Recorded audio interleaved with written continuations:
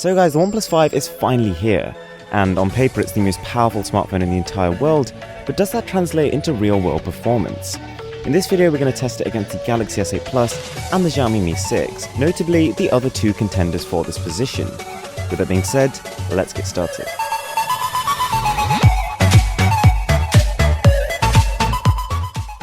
So we're going to kick things off with a boot test, which I know is not necessarily representative of real-world Android usage performance, but is a pretty good benchmark to kick things off. And what we find is that the Mi 6 and the OnePlus 5 are almost exactly tied, whereas the Galaxy S8 Plus is quite a bit behind. So next up I wanted to test UI performance, and the way I decided to do this was to see how long it took me to find the nougat icon in each of the different phones.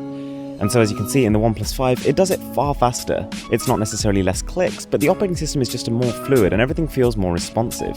And this is one of the big advantages of Oxygen OS. The company hasn't altered the Android experience too much, but the few things they have added are genuinely beneficial. So now we're going to take a look at application opening and loading speed. And this is a pretty good way of testing, first of all, CPU performance, but also read and write performance of the storage on the smartphones. And I tried this test multiple times with different applications and after rebooting the phones because I was a little bit surprised with the result, but the results were consistent. What happens is the S8 and the OnePlus are actually tied, but the Mi 6 is way faster than both of them.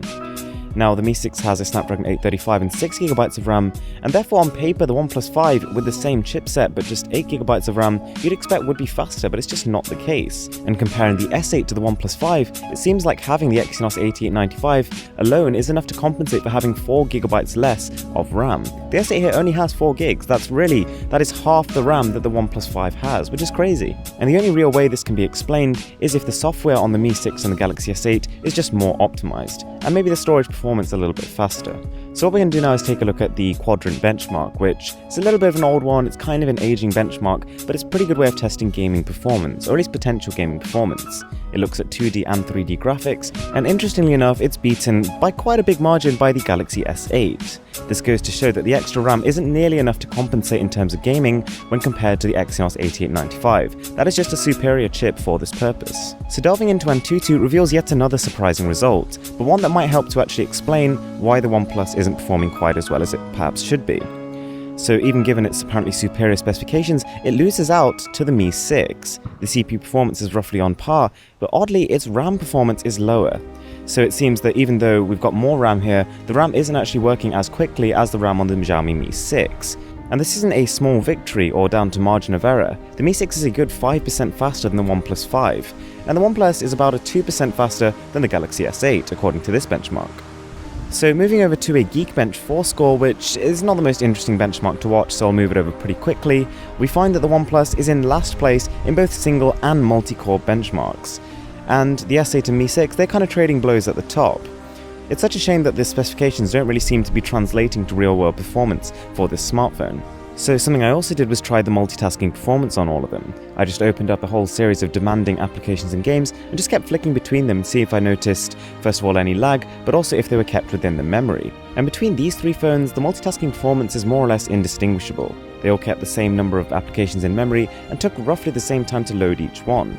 And I guess that doesn't really sound like such a bad thing, they're all very good at what they do, but I suppose in a sense this is a bit of a defeat for the OnePlus. I mean, if 8GB of RAM is ever going to be useful, it's in a test like this, but even then, whilst performance is good, if it's indistinguishable from a phone with 4GB of RAM, that has to be just a little bit disappointing. So guys, don't get me wrong, the OnePlus 5 is a very, very fast phone. It's just that the specifications don't seem to be entirely representative of the performance you would get on the phone right now.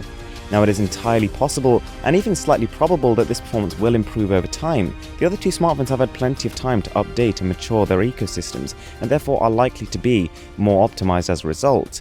And therefore we can expect the OnePlus 5 to get a little bit better.